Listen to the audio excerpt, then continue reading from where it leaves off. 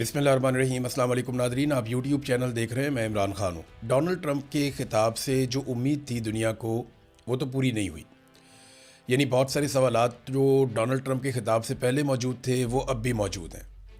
Donald Trump ने किसी सवाल का ठीक तरीके से जवाब दिया नहीं, और डोनाल्ड ट्रंप की बातों से ऐसा लगता था कि वो जीत का ऐलान करके, जीत की फतह मना के फेस सेविंग के साथ इस जंग से फ़ौरन निकलना चाहता है। लेकिन अगर उसे इस जंग से ना निकलने दिया गया तो वो इस जंग को बढ़ा के बहुत खौफनाक लेवल तक भी ले जा सकता है।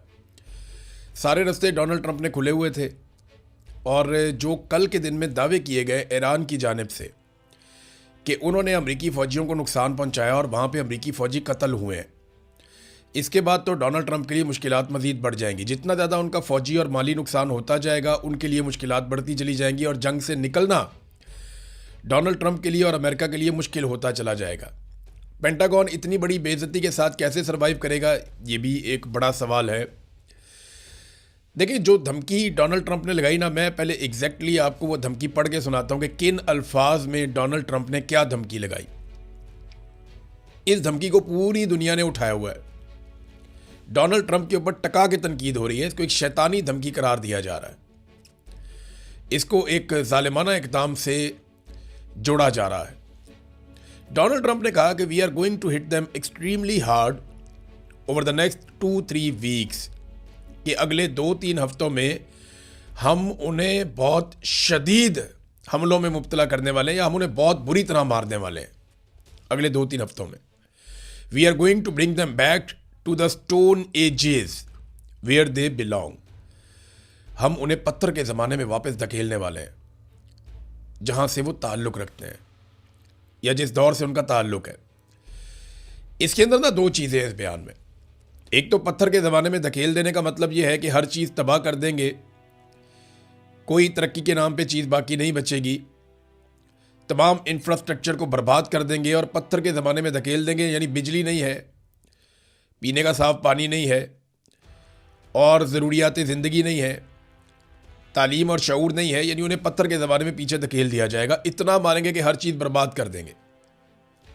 जैसे तोरा बोरा में अमेरिका ने बमबारी की थी, कारपेट बमबारी। हर कारपेट बमबारी का मतलब ये है जैसे कारपेट बिछता है ना, ऐसी बमबारी होती है, हर जगह पे बम गिरते हैं। तो क्या अमेरिकन कौम इतनी बड़ी कॉस्ट उठा सकती है वॉर की? ईरान का बहुत बड़ा रकबा है, बहुत बड़ा मुल्क है। या कहीं कोई एटमी हमला तो प्लान नहीं हो रहा, जैसा कि अक़वाम मुत्तहिदा के अंदर इसकी एक्सरसाइज हो रही थी कि in case of any atomic attack on Iran, अक़वाम मुत्तहिदा को क्या कुछ करना होगा। मोहम्मद सफ़ा ने इसीलिए वहाँ से रिज़ाइन भी किया ना। अक़वाम मुत्तहिदा के एक सफ़ीर ने रिज़ाइन कर दिया, ये कहते हुए कि मैं इसका हिस्सा नहीं बन सकता और दुनिया को इसे रोकना चाहिए। अब एक तो उन्होंने कहा जी कि स्टोन एज में, पत्थर के ज़माने में वापस धकेल देंगे ईरान को, और दूसरा डोनाल्ड ट्रंप ने कहा कि जहाँ से उनका ताल्लुक़ है। यानी ये ईरानी कौम की तज़हीक है कि ये पत्थर के ज़माने के ही लोग हैं। ये एक अमेरिका ने ना वक्त के साथ साथ ये चीज़ बहुत दफ़ा की है कि वो दुनिया की बाकी कौमों को अपने से कमतर समझते हैं, और इस वजह से अब उनको बहुत सारे मसाइल फेस करने पड़ रहे हैं। ईरान की जो तारीख़ है वो हज़ारों साल पुरानी है, अमेरिका की 250 साल की तारीख़ है। तो ना इससे बहुत फ़र्क पड़ता है। ईरानियों को अपनी तारीख़ के ऊपर एक फ़ख्र है, और वो हार नहीं मानेंगे इस लड़ाई के अंदर। ये बात अमेरिकन को लड़ाई से पहले सोचनी चाहिए थी। यही पत्थर के ज़माने में धकेलने की धमकी जब पाकिस्तान को दी गई थी तो जनरल मुशर्रफ की टांगें कांप गई थी। जब पाकिस्तानी फ़ौज को, जनरल मुशर्रफ को रिचर्ड आर्मिटेज ने 9/11 के बाद पत्थर के ज़माने में धकेलने की धमकी दी, तो उस वक्त कमांडो जर्नल परवेज़ मुशर्रफ चारों शाने चित हो गए थे, और उन्होंने अमेरिका के लिए हर वो सहूलतकारी की जो अमेरिका को दरकार थी। नेटो रूट खोल दिए, उन्हें मिलिट्री बेसिस दे दी, हवाई अड्डे दे दिए। पाकिस्तान के अंदर जो है, होटलों के अंदर अमरीकी फ़ौजी रहते थे। ब्लैक वाटर्स पाकिस्तान में आ गई। पाकिस्तानी होटलों के पूरे पूरे फ्लोर उन्होंने बुक किए, और वहाँ सिस्टम लगा के वो पूरे खित्ते के अंदर अपनी कार्रवाइयाँ करते थे। ये परवेज़ मुशर्रफ ने बहुत सहूलतकारी की। ये तो इमरान खान ने बाद में मुखालफत की और शोर मचाया और ड्रोन हमले रुकवाए, तो तब जाके चीज़ें नॉर्मलाइज हुई बड़ी मुश्किल से पाकिस्तान में। वरना इसी पत्थर के ज़माने में धकेलने की रिचर्ड आर्मिटेज की धमकी ने उस वक्त के पाकिस्तान के मिलिट्री चीफ और सदर भी था परवेज़ मुशर्रफ, उसको चारों शाने चित कर दिया था। अब नाज़रीन, अमरीकी वज़ीर दिफा ने सिर्फ एक ही जुमला लिखा है और वो जुमला है back to the stone age, कि वापस पत्थर के ज़माने में। ये अमरीकी वज़ीर दिफा है पीट हेक्सेट, उसका ये स्टेटमेंट बड़ा मानी खेज है, यानी अमेरिकन फ़ौज को, पेंटागन को वो तैयार कर रहे हैं एक बहुत बड़े खौफनाक हमले के लिए। मिडिल ईस्ट में अमरीकी फ़ौजियों की तादाद बढ़ा रहे हैं लगातार। एक तरफ अमेरिका जंगबंदी चाहता है, लेकिन उसके लिए शर्त यह है कि आबना हुर्मुज़ खुल जाए, ईरान शिकस्त तस्लीम कर ले, अमेरिका को फेस सेविंग मिल जाए, जंगबंदी हो जाए। और अगर ये सारा कुछ नहीं होता तो फिर अमेरिका क्या करेगा? उसके लिए वो कह रहे हैं जी हम एक बहुत बड़ा अटैक करने जा रहे हैं। डोनाल्ड ट्रंप के इस बयान ने किया क्या? देखिए, एक तो इस बयान में बहुत सारे इबहाम है, बहुत सारे सवाल जिनके जवाब चाहिए थे वो जवाब नहीं मिले। सबसे इंपॉर्टेंट सवाल यह है कि नेतन्याहू और अमेरिका क्या आज भी उसी तरह एक पेज पे हैं?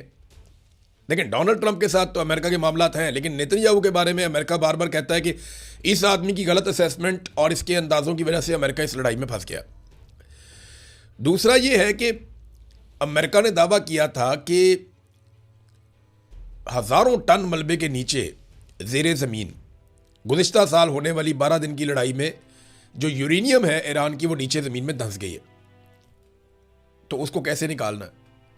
अब वो यूरेनियम ईरान कैसे अमेरिका के हवाले कर सकता है, इसके ऊपर ट्रंप ने कोई बात नहीं की। जंगबंदी कैसे होगी, कब होगी, इस पर कोई बात नहीं की। आपने हुर्मुज़ डोनाल्ड ट्रंप कहता है खुल जाएगी, लेकिन कैसे खुलेगी, कौन खुलवाएगा, इसके ऊपर कोई बात नहीं की। और नेटो के हवाले से डोनाल्ड ट्रंप ने धमकियां तो बहुत दी हैं, लेकिन उसके ऊपर भी कोई बात नहीं की। तो डोनाल्ड ट्रंप का खिताब ओवरऑल कैसा था, इसका इंपैक्ट क्या है? एक तो लोग बहुत बुरा भला कह रहे हैं, लेकिन मार्केट के ऊपर इसके जो असरात पड़े हैं वो मैं आपको बता देता हूं। शायद ट्रंप को और ट्रंप की जो बिजनेस फैमिली है उनको इससे खेलना आ गया कि एक स्टेटमेंट दो तो बिल्कुल मार्केट डाउन हो जाती है, उस वक्त परचेजिंग करो। दूसरा स्टेटमेंट दो तो मार्केट ऊपर आ जाती है, उस वक्त सेलिंग करो। तो बहुत सारा माफिया इसमें पैसा भी बना रहा होगा। डेफिनेटली जंग एक मुनाफा बख्श कारोबार होता है, इसमें बहुत पैसा बनता है।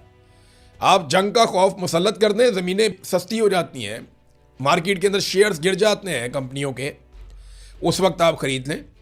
जैसे ही आप जंग के बादल छांट देते हैं, आप कहते हैं जंग खत्म हो गई, तो साथ ही मार्केट ऊपर जाती है, उस वक्त आप बेच दें। और ये काम अगर आप बार बार करें तो एक महीने में आप अपनी दौलत को दुगना कर सकते हैं, या शायद उससे भी ज़्यादा। तो ये जनाब मार्केट के साथ क्या हुआ ये मैं आपको थोड़ा सा बता देता हूँ। पेट्रोलियम मसनूआत की कीमतें जो 2.5-3% नीचे आई थी गुज़िश्ता 1-2 दिनों में, इस उम्मीद के साथ कि शायद अब जंगबंदी होने जा रही है। डोनाल्ड ट्रंप के नरम स्टेटमेंट्स आए थे, वो डोनाल्ड ट्रंप के इस 25 मिनट के खिताब के फ़ौरन बाद 7% मज़ीद बढ़ गई। लेकिन इंटरेस्टिंगली अभी भी इमरान खान साहब के दौरे हुकूमत में जो महंगाई थी आलमी मंडी में पेट्रोलियम मसनूआत की, वो वहाँ तक नहीं पहुँची। यानी इमरान खान साहब ने 150 रुपये पर लीटर पेट्रोल बेचा और आलमी मंडी में कीमत आज से ज़्यादा थी। मौजूदा हुकूमत 350 रुपये लीटर पेट्रोल और इससे ज़्यादा महंगा डीजल बेच रही है, और आलमी मंडी में कीमत इमरान खान के दौर से कम है। बस ये बात आपने ध्यान में रखनी है, बाकी सब कहानी है। अब तक लेते हैं, अपना ख्याल रखिएगा, अपने चैनल का भी। अल्लाह हाफ़िज़।